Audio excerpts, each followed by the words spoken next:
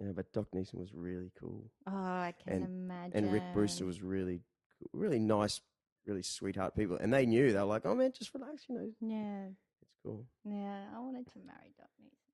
But the closest I came to him was I worked for a lawyer. I still actually do some work for him, who represented Doc Neeson Wow. in Sydney. Apparently, like he went on stage and because apparently he's really, really tall, and like the stage, the Like a the truss. props, Yeah, kind the of, yeah, lighting truss, they call it. Yeah. it was too low, so Wow. he's like hit his head or something like that. Yeah. I can't really remember, but he was going to sue for personal injuries, or he sued for personal injuries. I don't know that it actually. Wow. I can imagine that. Yeah. Well, he was a really remember how animated and how awesome he was?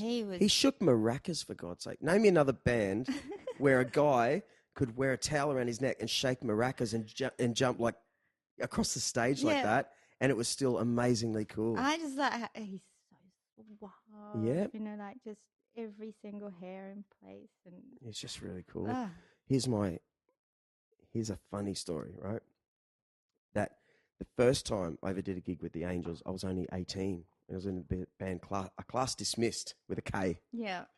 And we're at the Playroom, and we're Brisbane kids, got a gig with Screaming Jets and the Angels. And this was like 1990, like a really peak good time. And we did our set, we were learning everything on this night. I walked, and we had to, in those days, you had to lug in all the PA with their crew. It was this thing you had to do.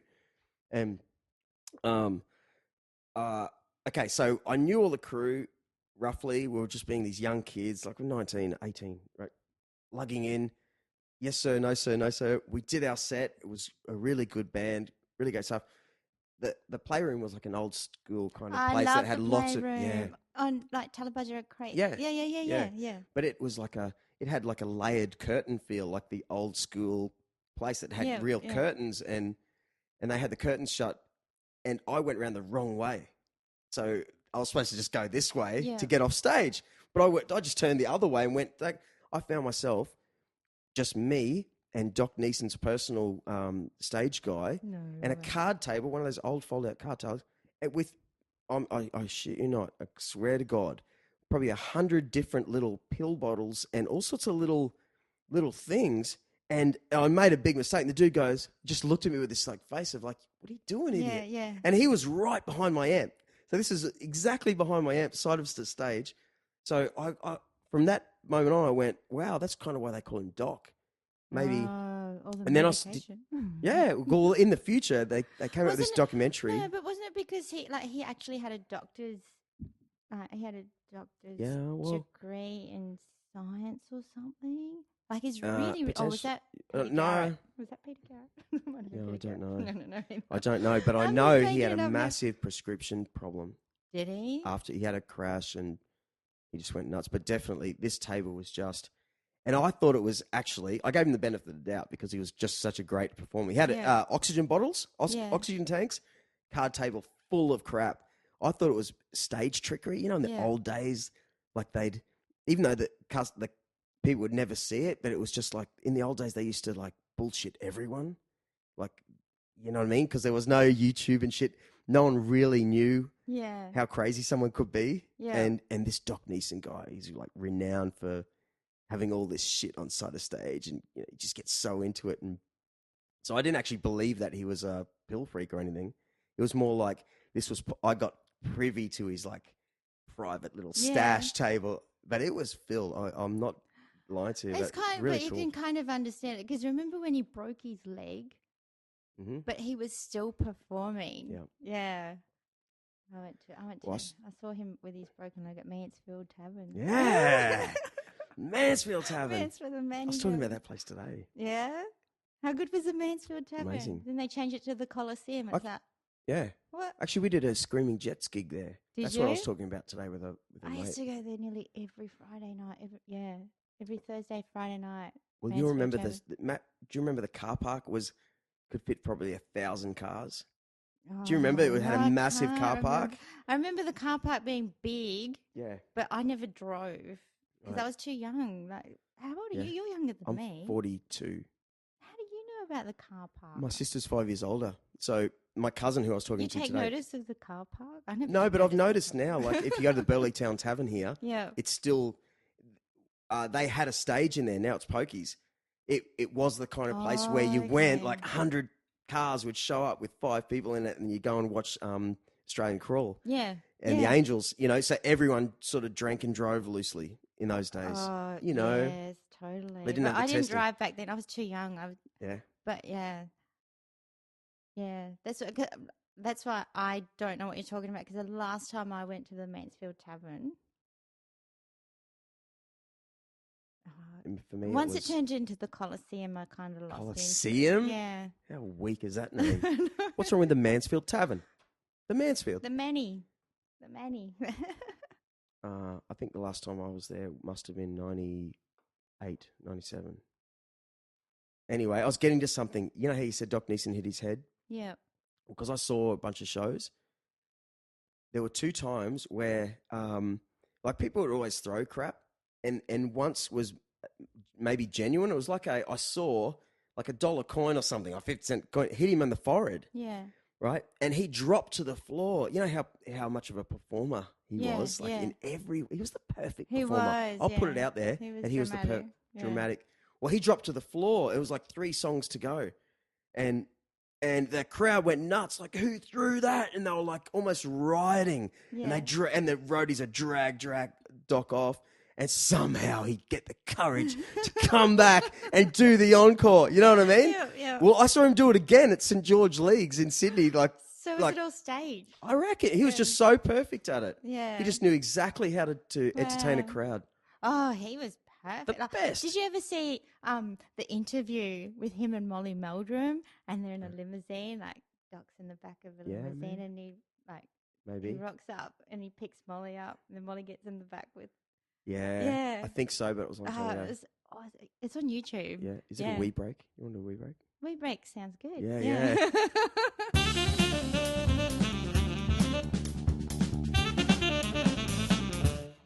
See, chucking those heads. Yeah. I remember the Callumvale Hotel. Oh, yes. I've been there once. Right. Yeah. Well, it was another place with a big car park. When I started... They had the best buffet dinner. Yeah, actually, I remember that. I never had it, but I remember. Yeah. So much has changed. I know. But do you remember? I've never been a smoker, but you. Sorry. No, never You'll say probably that. Be the Everyone I know has been a smoker. Yeah. It's never actually. It never got up my ass about it. I think the non-smokers are more particular about it these days. Well, it's more noticeable because you could smell when someone... Because there's less cigarette smell in the air. Yeah. The air's cleaner. That's why you notice it more. Well, but you remember the late 80s, early 90s when you'd come home from clubs and your clothes just... Yeah, it's everywhere. Yeah. Stunk. It was amazing. Yeah? You just wring it out and just drink it. It was crazy, but... Okay, this is why I can't give up cigarettes, is because my dad was a smoker. Bullshit story starting. Here we go. No, it is. Yeah. My dad used to be a smoker, and I remember the sheets used to have cigarette burn holes. Really? Would he fall asleep? Or he'd drop when you just kind of the ash falls unexpectedly. Or I don't know, but I remember seeing little cigarette burns in the sheets. And thinking it was cute. No, but those are the things that it's a childhood memory. And I remember jumping into bed on a Sunday morning because that was Mum and Dad's sleeping day, day of Sabbath. So me and my sister used to just jump into their bed, and then Dad would be like, "Go and get the paper," because they used to throw the paper in the front yard back in those days. So we'd go out and get the paper, bring it into Dad, and he'd sit there, read the paper. And, my sister and I would be in between Mum and Dad, and he'd be smoking a cigarette. And so I can smell it almost. That homely feeling of happiness and things are good. Yeah. What suburb was that? Oh, that might have been Morningside. Oh, even better. Isn't it cool how they call it Morningside? Because that's the sun comes up over the Brisbane River there, and is that why? It gets that. Oh, well, I never knew that. Someone told me that, and I've run with it. But yeah, it's the Morningside. The sun hits that place perfectly. Yeah, it just sounds so awesome. That's my favorite childhood. Living in Morningside. Yeah. Yeah. All the kids used to come home from school and we'd all gather at Jono's house. Jono was this lady. She was about 150 years old. Well. Yeah. She used to smoke too. Yeah. That's probably another reason I can't give up. I remember getting sent to the shops in like 1984 or something to pick up a box of Benson and Hedges for the old boy all the time. Yeah. I had to ride to the shop and pick up a bottle of 2-litre bottle of Coke. Yeah. Whatever it was. And a carton of smokes. Like as a 10-year-old, 8-year-old. Because you're allowed to. Yeah, you could go do anything you want. But I knew a kid who'd been smoking since he was 4 years old. Oh, shit. Yeah. No, my dad didn't want me to smoke. I actually hid it from him for a while. Yeah. Yeah. And what about your kids now? No, they don't touch it. They want me to give up. Yeah. You know what I got for a Christmas present last year or 2 years ago? That Nicobate, the spray thing. What about those vape things? They're big in Japan. Oh, apparently they cause more lung cancer than actual cigarettes do because they've still got nicotine in them. Yeah, but they smell good. Do they? Yeah, so they're more acceptable to others. They actually smell like whatever you want, strawberry, like whatever you want. They smell. See, that wouldn't work for me because I think I'm addicted to the smell. Like if I smell cigarette on someone's hand. Yeah. What about Dan? Does he smoke? No. What about when you lock in and you just kiss for hours and just? Oh, he hates it. Yeah. He's that cigarette breath.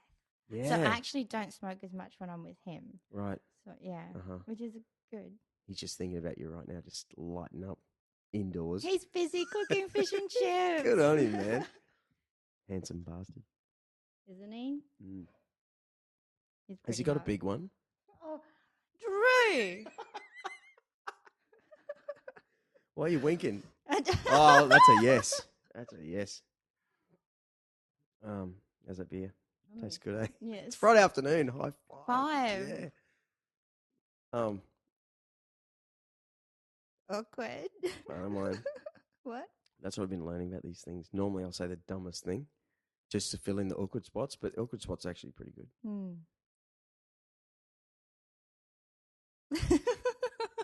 You know what I saw last Sunday? What? Circa. I don't even know if I say it right. I'm sure every person from Brisbane says it. Circa du Soleil. Yeah. Oh, I think that's the best pronunciation ever. Yeah. Circa du Soleil. Yeah. It was amazing. But you know what wasn't amazing? What? At the start, you go in there. It's basically a big tent, and they're traveling performers, right? So even the people selling you drinks are like French and whatnot. How much would you pay for it's a Japanese drink too. You know, the plum spirit. Plum wine, yeah. Yeah, but the spirit one. Yeah. Yeah. Umeshu and something. How much?